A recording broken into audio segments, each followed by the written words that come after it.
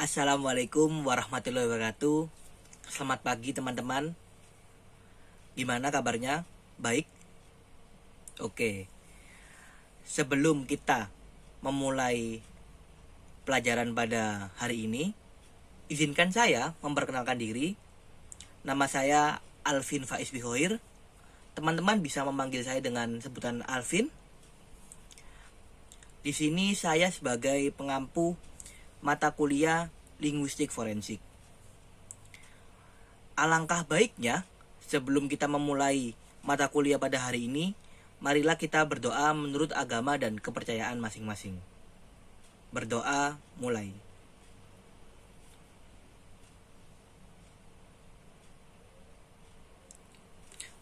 Berdoa dicukupkan. Oke. Masih pagi biasanya masih semangat nih.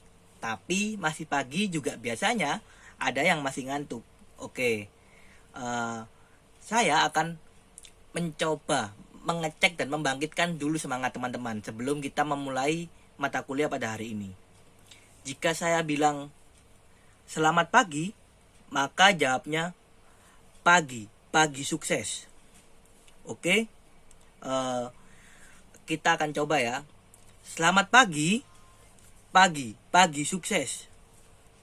Mungkin rasanya masih banyak yang kurang semangat nih. Kita ulang sekali lagi ya. Selamat pagi, pagi, pagi sukses. Oke. Karena udah semangat, kita bisa memulai mata kuliah pada hari ini. Teman-teman di sini kan berkuliah di Bahasa dan Sastra Indonesia. Nah, dari semua teman-teman, apa ada yang ngerasa aku kayaknya salah jurusan nih? Aku kayaknya nggak sesuai passion nih. Atau mungkin ada yang ngerasa kayak aku di sini belajar biasa-biasa aja. Apa ada yang ngerasa seperti itu? Mungkin banyak teman-teman yang ngerasa seperti itu ya. Atau ada yang dulu waktu masih mau memilih dunia perkuliahan, memilih Sasindo di pilihan kedua. Pasti ada toh. Oke. Biar teman-teman tambah yakin dengan jurusan ini, tenang aja teman-teman. Jurusan Sastra Indonesia punya peluang kerja yang banyak teman-teman. Jangan sampai teman-teman di sini merasa minder. Aku nanti lulus jadi apa ya? Aku nanti lulus kerja apa ya? Mungkin juga nih hal-hal itu yang biasanya ditanyakan oleh orang-orang di sekitar kita. Mulai dari kerabat, teman, atau mungkin diri kita sendiri menanyakan nanti kita bakal jadi apa ya kuliah di Sasindo. Nah, di sini Sasindo mempunyai banyak sekali peluang kerja teman-teman. Oke, kita lanjut ke slide berikutnya. Nah, ini nih peluang kerja yang mungkin banyak diminati atau banyak dari jurusan Bahasa dan Sastra Indonesia. Yang pertama adalah penulis. Sebagai anak dari jurusan Sastra Indonesia, membaca, menulis, mengarang, itu mungkin adalah makanan sehari-hari kita ya. Jadi nggak heran jika teman-teman dari Sastra Indonesia banyak yang merambah atau mencoba peluang di dunia kepenulisan. Entah menulis cerpen, menulis puisi, menulis novel, menulis buku. Nah, itu adalah salah satu peluang kerja yang dimiliki oleh jurusan Bahasa dan Sastra Indonesia. Walaupun banyak yang protes nih dari anak Sasindo biasanya ya. Kan jurusan Sasindo yang jadi penulis nggak banyak, atau mungkin peluang kerja penulis ini bisa dari jurusan apapun, dari ilmu komunikasi, atau bahkan dari jurusan-jurusan yang tidak ada hubungannya nih dengan dunia kepenulisan seperti kedokteran, seperti manajemen, tapi mereka bisa jadi penulis. Jadi kan mereka merebut lahan kita nih. Nah, itu gimana caranya kita sebagai anak Sasindo untuk lebih mengeksplor diri, lebih meningkatkan skill, lebih belajar lagi untuk masuk ke dunia kepenulisan. Karena kebanyakan dari anak Sasindo hanya pingin-pingin saja nih, tapi belum ada eksekusinya seperti itu. Oke. Yang kedua di sini yang diminati adalah jurnalis, teman-teman. Gak heran sih, teman-teman dari jurusan Sasindo pasti banyak yang mengincar jurnalis sebagai peluang kerja. Ada. Karena di dalam jurnalis pasti terdapat ilmu-ilmu yang sebelumnya dipelajari di jurusan Bahasa dan Sastra Indonesia. Nah, tapi masih ada juga nih yang protes. Loh, kan jurnalis ada anak ilmu komunikasi. Bahkan ada juga jurusan yang langsung menjurus ke jurusan jurnalis sendiri. Nah, ini adalah PR buat kita, teman-teman. Gimana caranya anak-anak dari Sasindo bisa menjadi jurnalis yang hebat. Lalu ada editor, teman-teman. Nah, mungkin editor ini bisa menjadi salah satu nafas lega buat anak-anak Sasindo, karena editor biasanya emang spesifik mencari anak-anak yang jurusan Bahasa dan Sastra Indonesia. Kenapa? Karena nanti akan mengedit kata-kata yang kurang, kata-kata yang tidak tepat, atau mungkin juga mengedit untuk berita, kemudian buku. Nah, ini adalah jurusan yang sesuai adalah jurusan Bahasa dan Sastra Indonesia.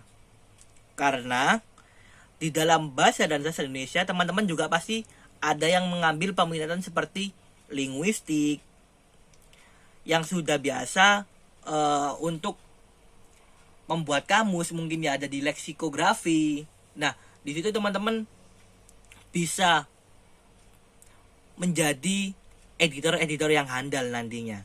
Oke. Kemudian ada nih yang masih sangat hangat dan mungkin dibutuhkan juga di seluruh media sosial. Karena mungkin media sosial lagi gempar-gemparnya, lagi naik-naiknya. Tapi tidak semua orang punya kompetensi khusus untuk menjadi seorang yang dibutuhkan ini, yaitu copywriter, teman-teman. Di sini teman-teman harus mengolah konten atau membuat sebuah tulisan atau caption yang bisa untuk menaikkan engagement atau menaikkan popularitas dari konten tersebut. Bisa blog, bisa juga YouTube, bisa juga Instagram atau TikTok mungkin ya. Nah, tapi di sini teman-teman, kita selain bisa mengarang atau membuat caption, teman-teman harus banyak mengeksplor diri. Karena balik lagi, yang menjadi copywriter kadang juga bisa dari jurusan selain sastra Indonesia. Nah, caranya gimana, teman-teman? Teman-teman harus banyak membaca buku, banyak mencari pengalaman baru, banyak mencari hal-hal apa nih yang lagi happening, yang baru, yang update, sehingga teman-teman tidak ketinggalan dalam dunia informasi. Dan nantinya teman-teman bisa menggali ide-ide untuk membuat sebuah konten yang menarik, teman-teman. Oke. Nah, ini adalah jurusan atau mungkin ini adalah peluang kerja yang hanya untuk jurusan Bahasa dan Sastra Indonesia, teman-teman. Apa itu? Adalah ahli bahasa. Nah, ahli bahasa ini adalah seseorang yang nantinya akan bekerja di dunia hukum. Loh, jurusan Sasindo kok bisa masuk ke dunia hukum? Loh, bisa teman-teman. Karena di dalam dunia hukum tentunya memerlukan berbagai aspek-aspek ilmu untuk mendukung berjalannya hukum secara adil, teman-teman. Nah, salah satunya adalah ahli bahasa.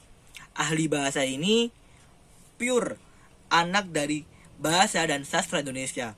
Jadi teman-teman mungkin teman-teman bisa mengeksplor nih, atau mungkin mencari tahu apa sih ahli bahasa ini, seberapa prospek nih ahli bahasa untuk kedepannya. Nah, sejalan dengan materi yang kita bawakan pada hari ini adalah linguistik forensik, teman-teman. Jadi, seorang ahli bahasa akan mempelajari tentang linguistik forensik. Yang mana juga dalam jurusan kita, terutama bahasa dan sastra Indonesia di UNAIR, sudah memiliki mata kuliah linguistik forensik, yang mana banyak dibicarakan di kalangan anak-anak dari bahasa dan sastra Indonesia, karena mempunyai prospek yang tinggi dan tentunya bisa menjadi acuan untuk teman-teman mencari peluang kerja ke depan. Oke, kita akan lanjut ke slide berikutnya yang menjelaskan apa sih linguistik forensik itu. Sebelum saya akan memulai atau menjelaskan bagaimana linguistik forensik itu, ada yang tahu nggak apa sih linguistik forensik itu? Mungkin ada yang bisa jawab. Oke, yang di sebelah sana. Oke, yang di sebelah sana. Oke teman-teman. Jadi mungkin teman-teman pernah mendengar linguistik, pasti dong anak Sasindo. Forensik mungkin teman-teman pernah mendengarnya di berita, di TV, perihal tentang kejahatan-kejahatan ya teman-teman ya. Oke, mari kita akan jelaskan secara spesifik dulu teman-teman. Linguistik sendiri adalah ilmu yang mempelajari tentang bahasa itu sendiri teman-teman. Menelaah bahasa, mengkaji sebuah bahasa, menganalisis bagaimana strukturnya, bagaimana bahasa itu terbentuk, yang di dalamnya banyak cabang-cabang ilmu seperti morfologi, sintaksis, semantik, yang mungkin teman-teman sudah tidak asing dan sudah mempelajarinya ya di materi-materi sebelumnya. Nah, terus kalau forensik itu apa?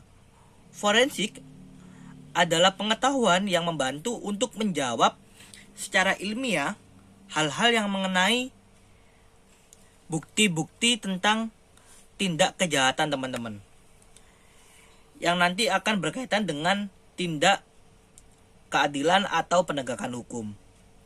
Jadi forensik itu merupakan bukti-bukti yang membantu untuk melakukan sebuah analisis tentang tindak kejahatan atau tindak penegakan hukum teman-teman. Yang kita artikan berarti linguistik forensik adalah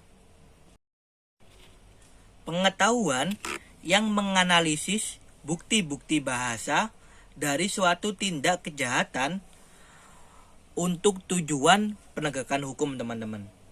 Nah, bukti-bukti bahasa ini banyak teman-teman, bisa dari ucapan, bisa dari sosial media, bisa dari chat.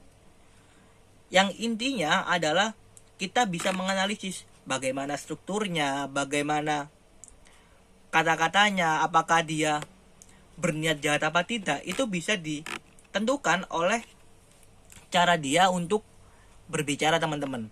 Contohnya yang paling simpel aja teman-teman. Misalnya nih, teman-teman ditanya, kamu siap menjadi orang yang sukses? Nah, si A akan menjawab, saya tidak siap menjadi orang yang sukses. Si B akan menjawab, saya belum siap menjadi orang yang sukses. Nah, tidak dan belum ini jika dianalisis akan mempunyai perbedaan makna teman-teman. Tidak berarti dia benar-benar tidak siap, benar-benar belum mau, tidak ada keinginan untuk menuju ke arah kesuksesan. Sedangkan si B, dia mengatakan belum, yang artinya dia sudah ada keinginan nih, tapi dia belum melakukannya. Belum berarti akan, dan pada suatu hari dia akan melakukannya. Jadi jika dilihat dari perbedaan struktur ini, si B memiliki niat dan dia sudah punya bayangan nih, nanti akan melakukan hal yang seperti itu. Sedangkan si A benar-benar sudah tidak mau, bahkan tidak memikirkan hal-hal yang menuju kesuksesan teman-teman. Nah, itu adalah salah satu contoh sedikit saja bagaimana linguistik forensik bekerja teman-teman. Hal-hal yang mungkin bisa dikaji atau bisa diteliti dari linguistik forensik adalah kasus-kasus yang mempunyai 3 jenis teman-teman. Yang pertama adalah jenis kejahatan verbal, yaitu jenis kejahatan yang melakukan kejahatan langsung diomongkan atau dibicarakan, dikomunikasikan kepada lawan bicaranya secara langsung. Misalnya pidato atau mungkin orasi. Nah, yang kemudian ada jenis kejahatan semi verbal teman-teman, yaitu kejahatan yang sebenarnya dia melakukannya secara langsung tapi dengan media-media lain seperti melalui chat WA. Nah, itu merupakan tindak kejahatan yang semi verbal, karena chat-chat WA yang disertai ancaman bisa juga lo dilaporkan teman-teman. Jadi teman-teman kalau mau WA teman-temannya atau mungkin WA seseorang, teman-teman harus hati-hati, karena jika orang itu tidak terima, maka bisa dijadikan kasus hukum teman-teman. Yang terakhir ada jenis kejahatan nonverbal, yaitu kejahatan yang dia sebenarnya tidak ada hubungannya nih dengan unsur kebahasaan, tidak ada hubungannya nih dengan komunikasi, tapi di dalam pelaksanaannya kejahatan ini memerlukan saksi ahli bahasa, karena terdapat beberapa unsur yang mungkin ketika dia memberi kesaksian ke pengadilan bisa diteliti nih oleh saksi ahli bahasa, apakah bahasanya ini sesuai, apakah ada ketidaksesuaian, nanti bisa dibuktikan di ranah pengadilan teman-teman. Oke, ini adalah contoh kasus dari kejahatan verbal teman-teman. Nah, mungkin teman-teman masih ingat beberapa tahun lalu Gubernur DKI Jakarta Bapak Ahok pernah mengalami sebuah kasus yang menggemarkan di Indonesia teman-teman, yang dinilai sebagai ujaran kebencian. Nah, terlepas itu benar atau tidak dan segala kontroversi yang ada, Bapak Ahok ini juga diteliti atau dianalisis memerlukan banyak sekali seorang ahli bahasa teman-teman. Karena kenapa? Teman-teman ahli bahasa bisa memetakan nih maksud dari ujaran beliau ini apa, apakah ujaran beliau ini sesuai atau tidak sesuai. Nah, itu tim-tim dari ahli bahasa yang punya kemampuan menganalisis tentang linguistik forensik teman-teman. Jadi waktu itu Bapak Ahok ini akhirnya dinyatakan bersalah teman-teman, karena dinilai melakukan ujaran kebencian terhadap agama Islam teman-teman. Nah, di situ teman-teman bisa menjadikan kita sebagai pelajaran bahwa ketika kita berkomunikasi atau kita orasi, pidato, kita juga harus lebih berhati-hati lagi teman-teman. Nah, pidato ini masuk ke dalam jenis kejahatan verbal teman-teman. Ada juga ini cuitan seseorang di Twitter yang menyatakan orang Jogja itu norak. Nah, orang ini pernah dilaporkan teman-teman karena ada seseorang yang tidak terima dengan cuitan Twitter ini teman-teman. Cuitan seperti ini saja bisa membawa teman-teman ke dunia hukum atau dunia peradilan teman-teman. Oke, lanjut. Nah, ini adalah bukti kejahatan semi verbal teman-teman. Jadi kejahatan tertentu disertai bukti verbal berupa ancaman yang mungkin tidak langsung ya teman-teman, tapi melalui chat. Nah, di sini ada ancaman kubunuh yang artinya dia mengancam seseorang bahwa dia akan membunuhnya teman-teman. Nah, jika seseorang ini merasa terancam dan mungkin melaporkan ke kepolisian, jelas chat ini akan menjadi bukti tindak kejahatan semi verbal yang mana dia akan diteliti juga atau dianalisis oleh tim-tim dari ahli bahasa teman-teman. Kemudian ada kejahatan nonverbal teman-teman. Seperti yang saya ceritakan tadi, kejahatan nonverbal sebenarnya tidak melibatkan dunia kebahasaan, tetapi di dalam kasus sidang, di dalam saksi-saksi, ahli bahasa sangat dibutuhkan untuk menentukan apakah bahasa ini sesuai atau tidak sesuai dengan sebelumnya atau dengan apa yang terjadi pada saat itu teman-teman.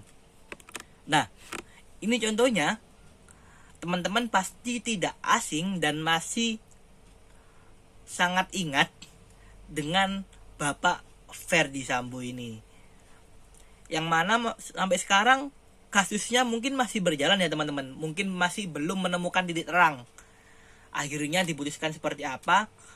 Nah, tim-tim dari linguistik forensik pun juga ikut bekerja keras teman-teman. Tim dari ahli bahasa ikut bekerja keras menentukan apakah keterangan-keterangan yang diungkapkan oleh Ferdy Sambo dan para saksi itu sesuai apa tidak teman-teman. Oke, mungkin itu saja yang bisa saya sampaikan. Dan semoga linguistik forensik ini nantinya bisa menjadi gambaran teman-teman yang mungkin tadinya aku bingung nih kuliah di Sasindo, aku bingung nih nanti kerja apa, aku masih belum menemukan peluang kerja nih, aku ngerasa salah jurusan nih. Nah, jurusan atau mungkin peluang kerja di dunia linguistik forensik ini mungkin kedepannya bisa coba teman-teman geluti atau teman-teman fokuskan, karena jurusan ini atau bidang ini adalah khusus untuk anak-anak dari bahasa dan sastra Indonesia teman-teman. Sekian dari apa yang saya sampaikan, kurang lebihnya saya mohon maaf. Semoga nanti teman-teman masih bisa nih untuk mempelajari lebih lanjut tentang linguistik forensik di materi-materi berikutnya. Sekian, wassalamualaikum warahmatullahi wabarakatuh. Selamat pagi, pagi sukses.